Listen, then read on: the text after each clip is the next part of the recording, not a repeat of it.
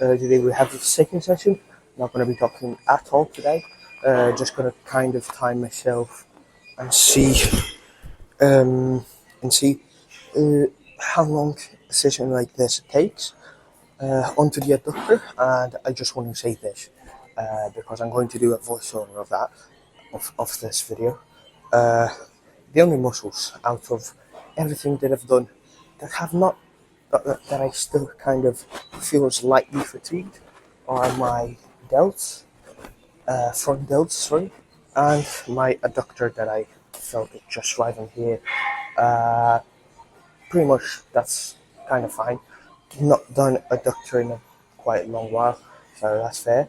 And as of delts, the execution on the dips was good, but I think that I went not too deep, but I went in the wrong way. I got a friend who is a what do you call it, a street lifter, who told me how to do a dip better off the story that I posted on Instagram. And I'm going to follow that, and probably off that I'm going to definitely have a much better recovery, since I think I was stretching slightly too much my front delt.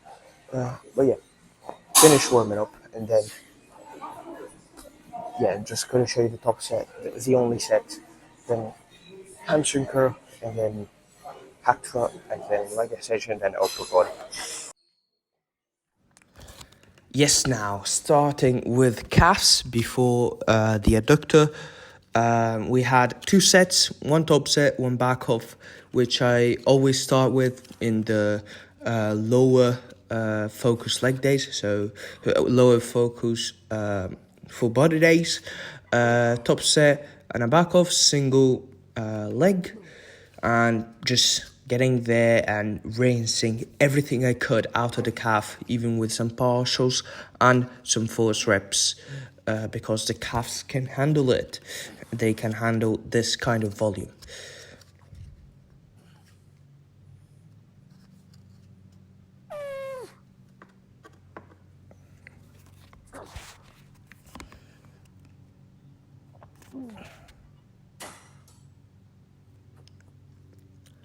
Onto the adductor. Here I did just one set, as these first sessions will be for the time being. One set, 7 reps, just taking everything I could, considering the fact that I still had DOMs. The adductor is done just for priming purposes, so that then later on when I go into the hack squat, I can perform better. And not only that, because yes, later, as you will be saying in a couple of minutes, in a minute, I will have a hamstring curl, lying hamstring curl, which I did a pretty low reps top set. From next time, the hamstring curl will change into a dumbbell RDL, just to have some form of hinge still in the rotations, which is definitely needed, in my opinion. And possibly the hamstring curl will have a back off as well. No, sorry, the dumbbell RDL will have a back off as well. Or if the RDL is bringing too much, is too much fatigue, it's bringing too much fatigue, I'm going to change it into a hamstring curl. And then after after the leg extension we'll see later, I will insert either a hip thrust or a hip extension, so a hyper extension. Here on to the hack squat. As you can see, this was 3.5 plates per side, and it was an absolute failure. And yeah, just forgive me for what I did. My legs were kind of fried after the leg press, but yeah, I tried 3.5 plates and couldn't get it up for more than 2 times. Which is definitely a failure, but we do what we do. I don't know if it's still recorded, but I bought it and I want to kill myself. I fucking bottled the only set of hack squat that I have in the week, the whole fucking workout plan, the whole split. For fuck's sake. Now on to the leg extension, which I made damn sure that the weight was not too much after the 3-repper on the hack squat. Last time, like this time, I only did 1 set on the hack, but after seeing some JP stories, some stories from JP, I will definitely redo a set if the set is not done properly. I thought it would have been too much, especially because it was the first time doing heavy lower body. Here the leg extension, 8 reps, just really get everything out of the quads after not completing even 4 reps on a hack squat. And then we go on to the upper body, which has something more to say about it.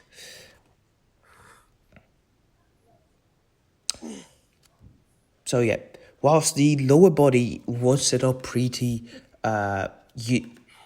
anonymously, I would say, in terms of the fact that everybody would put a hamstring curl at the beginning, especially if you have more lacking hamstring than quads. It's pretty simple to set up a leg day, in my opinion, compared to an upper body day or an upper body part of the session. Here we start with a cable chest press. It should be kind of flat, and we did less reps than expected, but it's fine for this time. It just takes adjustment to see which weight we need.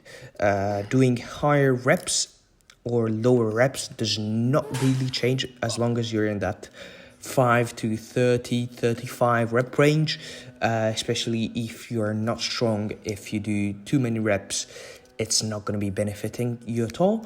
On the shoulder press, I also did only 12 reps. The purpose of me putting 15 to 25 reps on the second part of the session is just for longevity purposes and not injuring myself after a whole heavier part of the session. So yeah, a chest press first, then a shoulder press, then a push down. So the push muscles were activated first, especially the chest, which is probably my most lacking part of the upper body. So yeah, and especially from my chest, I'm lacking the upper portion of the chest. So the high chest, like the upper chest, the one that is developed in high inclines like a shoulder press, which is why the shoulder press is before the dip compound, which is not really a compound, as you can see, since it's a bar push down. Yeah. On the other days, I do have one day where the dip is before the dumbbell shoulder press, but that is just out of kind of enjoyment and being able to really put on a lot of weight on my dips. Here, the bar push down, I did get the target rep range, and I stayed quite upright and pushing with every single just like really pushing in the most stable position, so not thinking about getting the tricep extended, but just extending my arm with my tricep, of course, but it still should be kind of a compound movement. Then we move on to the lateral raise, which I don't think I recorded, so I will just discover it with you just right now. On the lateral raise, the just one set, we'll probably add one more set from next time. And yeah, exactly, didn't do the lateral raise, didn't record it. And then on to the lat rise pulley, single arm. Again here, only one set which will change in my opinion, because I really like this exercise. And from next rotation, I will be adding some sets in some of the exercises, and definitely since the lats, you can never have too big lats, especially if you're very skinny like me.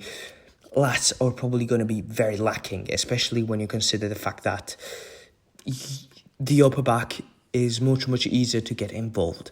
So I'm definitely going to add one more set to this one, kind of a top set before this back off, so probably a set in the 10 to 15 rep range, and then this same exact back off in the 15 to 25 rep range is going to be added.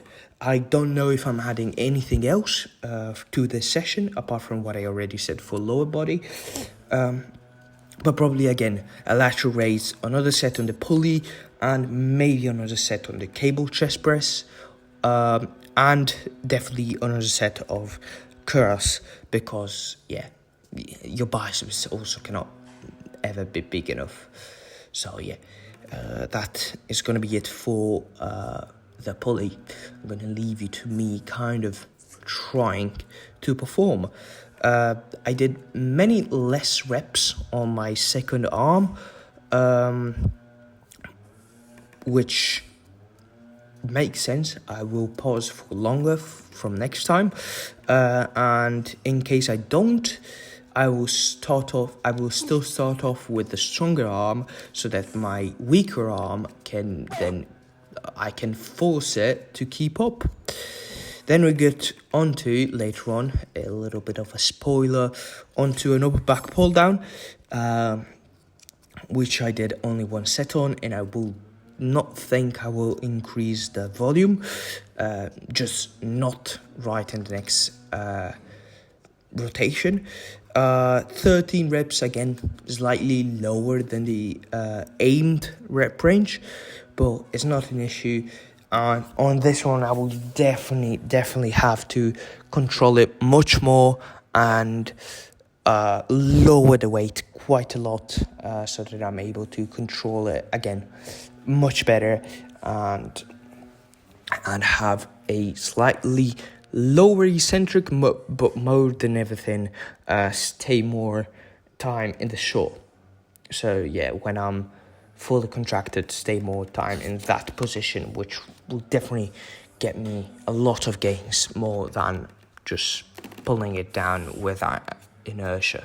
Also considering the fact that I do have body barbell rows in my program, so if I have to do anything with my erectors, that is the only exercise that I will do body style.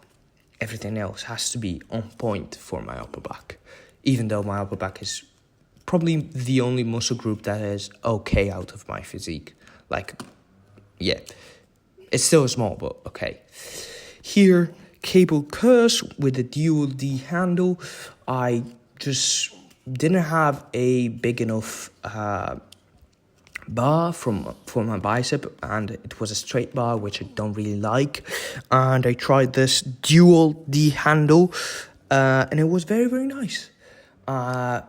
So I will keep doing this. I will definitely have to stay more consistent in terms of the pauses at the bottom, which should be eliminated, considering the fact that the bicep is not under any load at the bottom. So I will definitely keep this in, because I very much like it.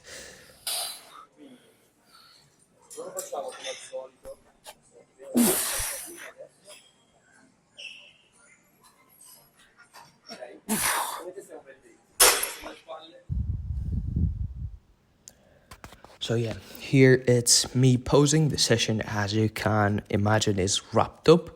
I will kind of do some other voiceover sessions, maybe voiceover them slightly less, just probably the beginning of the sets and not everything else. This session was just the first one. I did kind of go quick with this one, and I was kind of scared that they were seeing me and telling me off the posing, but that's why you see me looking around slightly. yeah, I will keep these videos up if you like them. So if you do, please tell me in the comment section below, because I really want to know whether you prefer these kind of videos or kind of videos where there is more music and less me talking over the video, because in the future I will not be able to keep up myself talking during the session. Yeah, this lighting was really very shit. The lighting was. I'm also taking my shirt off at like 1 second, hoping that anyone, like, that no one sees me. But yeah, I really hope you enjoyed this video. I will leave you to a slight bit of posing, and yeah, this has been it. Like, comment, subscribe, and see you in the next one.